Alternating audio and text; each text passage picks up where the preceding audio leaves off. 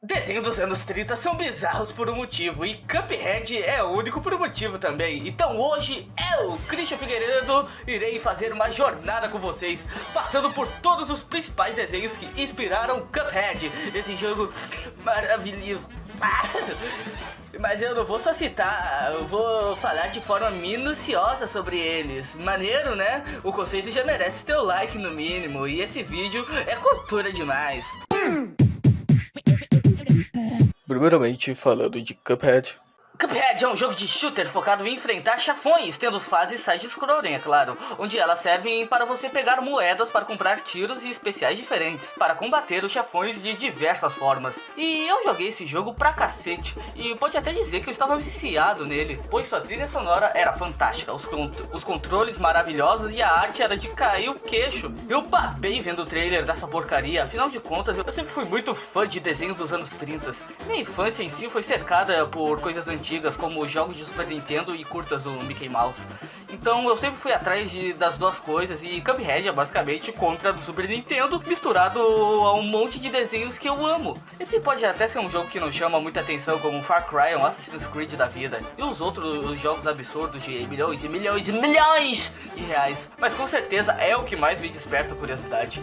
Ainda mais numa indústria que cresce desenfreadamente para criar jogos cada vez maiores que nunca me prendem tanto quanto o Cuphead. E seu ciclo vicioso de chefões, fases para conseguir modo de matar chefões de formas mais legais e chefões. Esse ciclo maravilhoso de mata, mata, mata, morre. Que é simples e vicioso por sua variedade nesse microcosmo de mecânicas. Eu sei que Cuphead, sendo um jogo dessa forma, um indie arriscado e ambicioso, é um contexto que não é raro hoje em dia. Isso pode não parecer algo revolucionário hoje em dia e pá, mas eu gostaria de ressaltar que o estúdio MDHR, criado pelos irmãos Jared e Chet, que são, né, os criadores do jogo, as mentes originais por trás dessa maravilha, numa entrevista eles disseram, abre aspas, sempre sonhamos em criar um game, mas isso não era possível até recentemente, quando vimos uma oportunidade para o tipo de jogo que queríamos criar. Durante muito tempo, os jogos de vídeo foram dominados por produções gigantes, desenvolvidos por dezenas ou centenas de pessoas, e as barreiras à entrada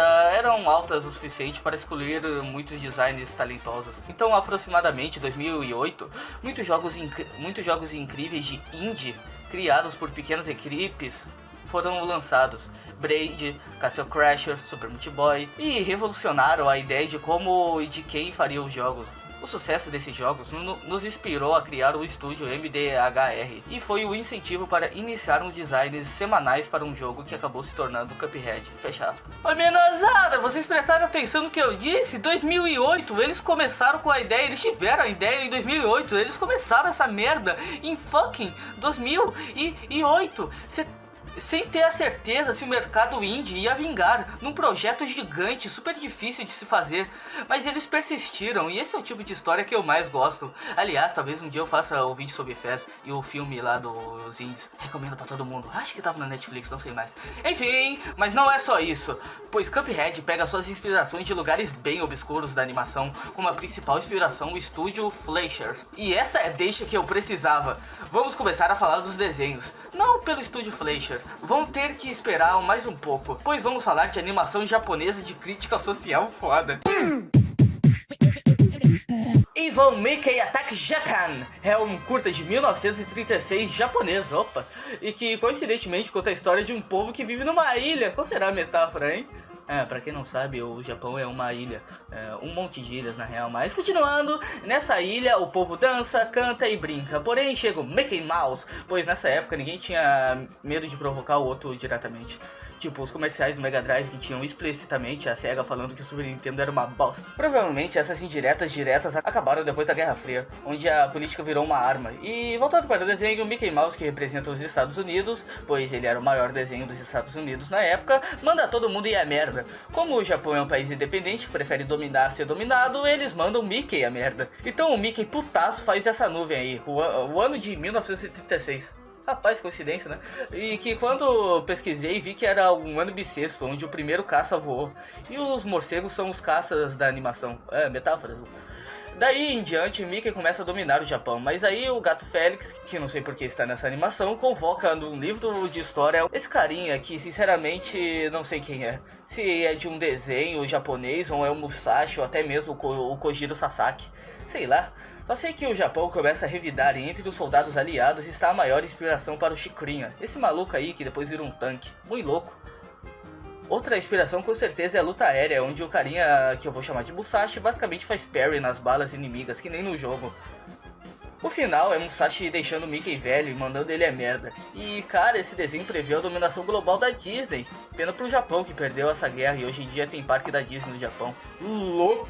Acho que todo curta é uma crítica social foda que é super direto, falando no perigo das novas tecnologias poderosas dos Estados Unidos, onde eles podem usar isso para dominar outros países. Tanto que o herói do curta é um herói folclórico, usando a magia e mitologia japonesa para acabar com a ambição de Mickey. Esse curta acaba sendo a maior representação do medo do Japão para com a evolução desenfreada dos Estados Unidos em quesito de armas, para matar outros seres humanos. Para o dia de hoje não é tão provocativo talvez, afinal temos South Park, mas é incrível como essa animação tem uma discussão atual e que pode ter previsto muita coisa. E é uma preocupação que existe há muito tempo do rato dominar o mundo.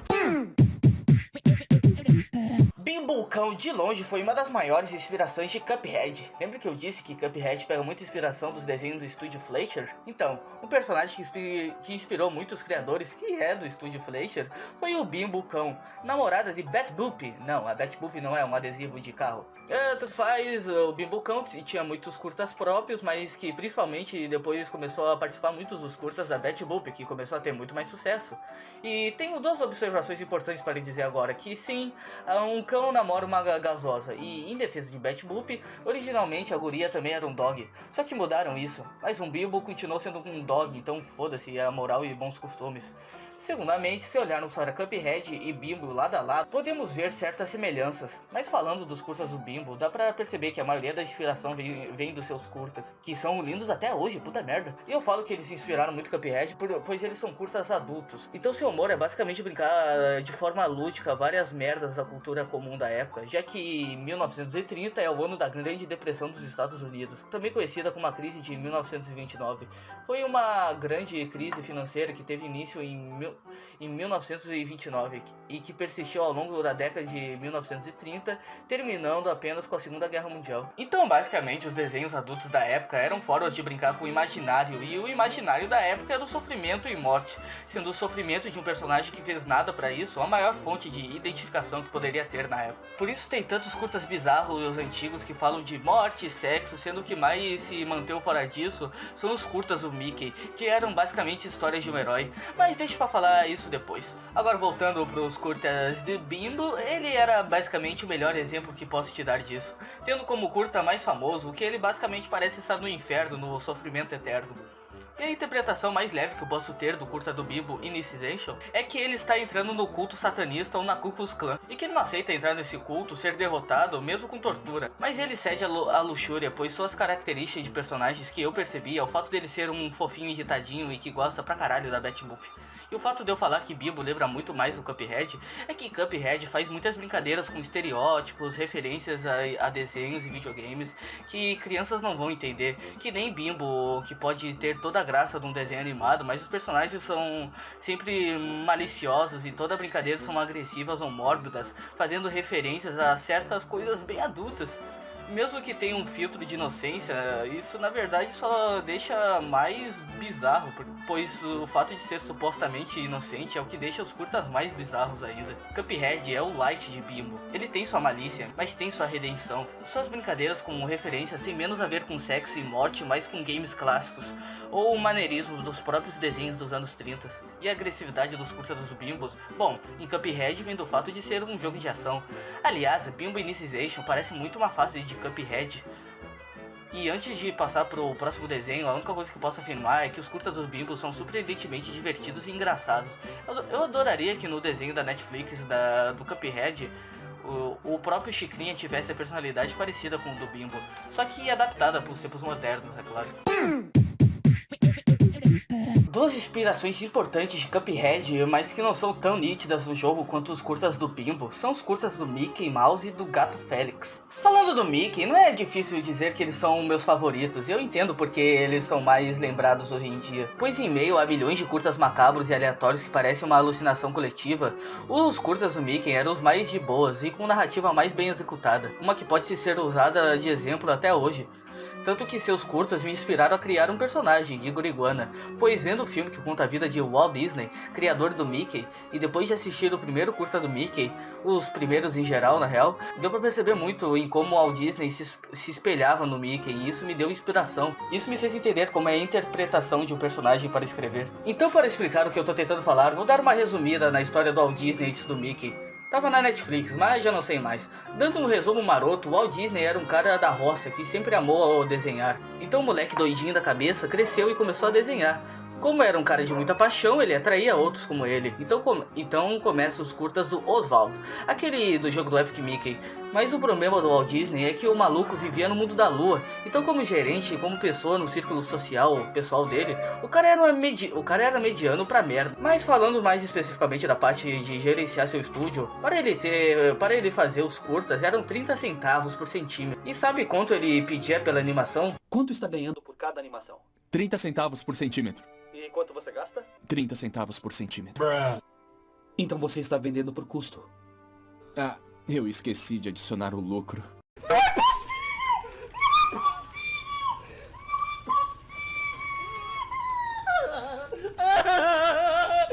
O cara queria tanto que todos vissem suas animações que esqueceu de contabilizar os lucros. E o resto da vida do seu primeiro estúdio era isso.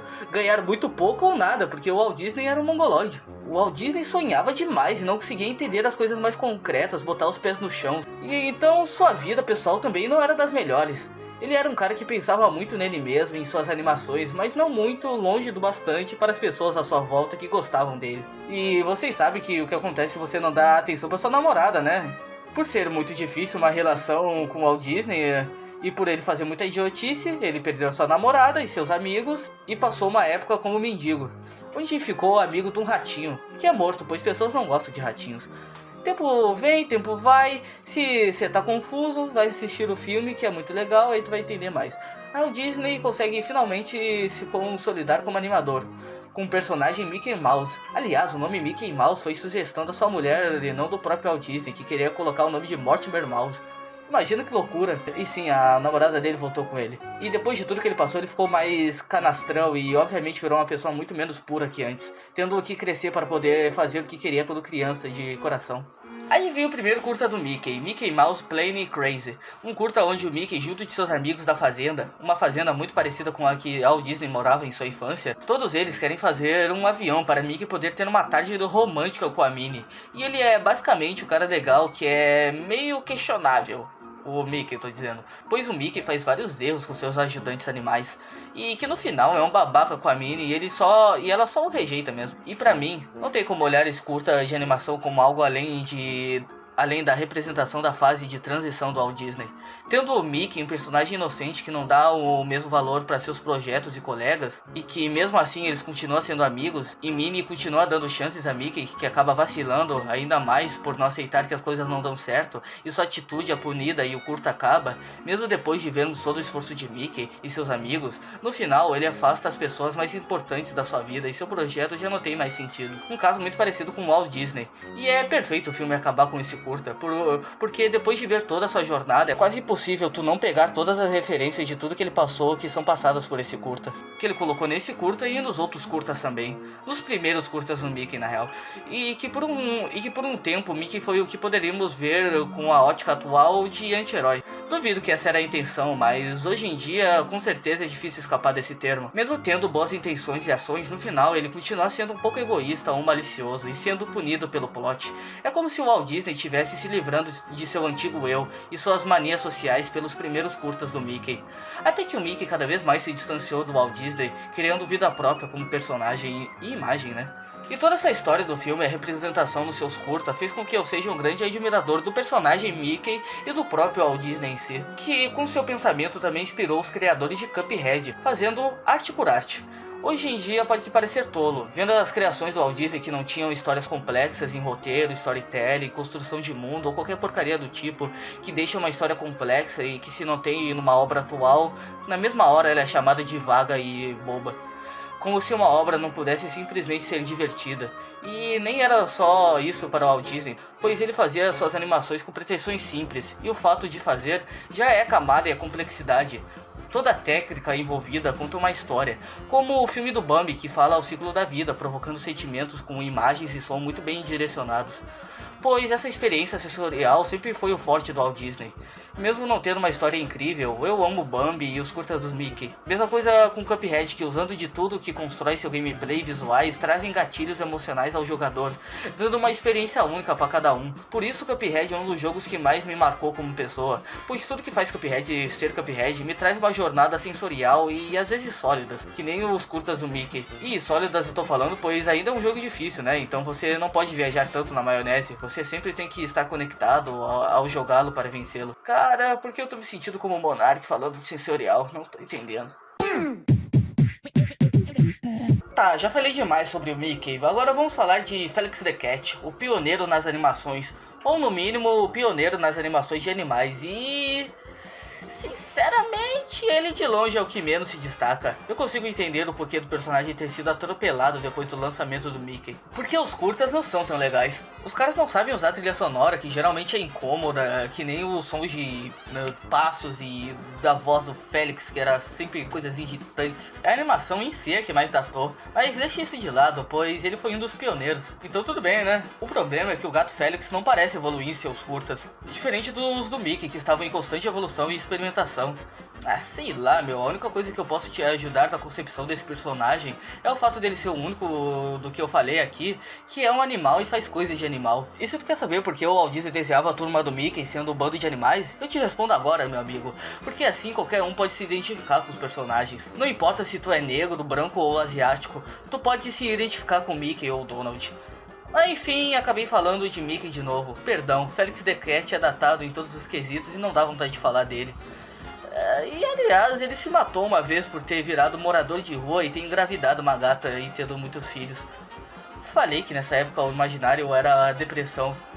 Eu até mesmo consigo pegar... Eu falei que o imaginário dessa época era depressão. Sabe, eu até mesmo consigo pegar algumas coisas bem Cupheads no curta, como o fato do gato Félix ser um gatuno que sempre tenta se dar bem.